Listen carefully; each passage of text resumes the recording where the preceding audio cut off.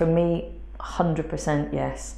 I started smoking at the age of 14, and probably by the age of 15 or 16 I was up to about 20 a day. So by the time I discovered e-cigarettes at 34, I was on a 20-year smoking habit. I tried everything to give up smoking. I tried hypnosis, hypnotherapy, NHS, the Champnix drugs. I tried cold turkey.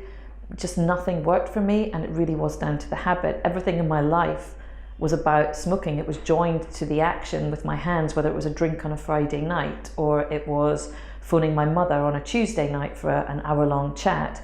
Everything I did involved having a cigarette.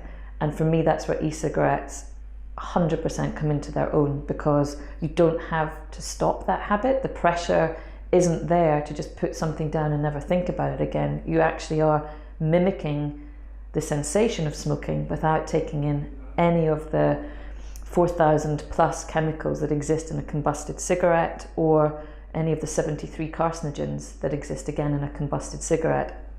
E-cigarettes really have about 16 chemicals, none of which are known carcinogens, none of which have killed anybody, and most of them are actually already in items that we use today. In 2011, started using e-cigarettes, but I didn't put any pressure on myself.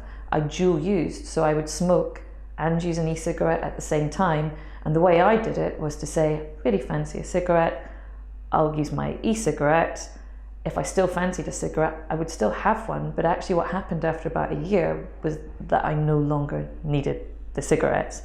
So I then became 100% vapor, and I haven't touched a cigarette since then.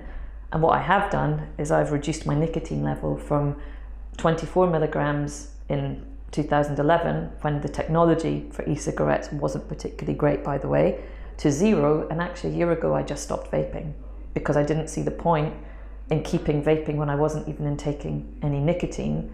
Still, the habit that I formed between drinking, because I didn't start drinking alcohol till I was 17, but I smoked from 14, is still very strong. So if I am at a party, that is the only occasion that I will still vape. What I do think is interesting is all the negative stories in the press. I hate them, I hate reading them, because they manipulate smokers who already know that they're doing something bad to themselves, but then make them think that the solution is potentially as bad or worse. And all of those articles have been debunked by scientists, but that doesn't get reported. We have thousands of customers at Jack Vapour, and every single one of them has a lovely story to tell about their smoking habit, about how vaping's worked for them, about almost how it saved them and how easy it was. And again, I just think it's because there's no pressure to actually stop. Something in your brain responds better to the fact that you're not saying I'm quitting. What you're saying is I'm switching. And then if you want, and your goal is actually to stop smoking completely, 83% of our customers no longer smoke at all. And then even if you want to reduce your nicotine levels until you no longer have any nicotine in your system, you can do that with vaping too.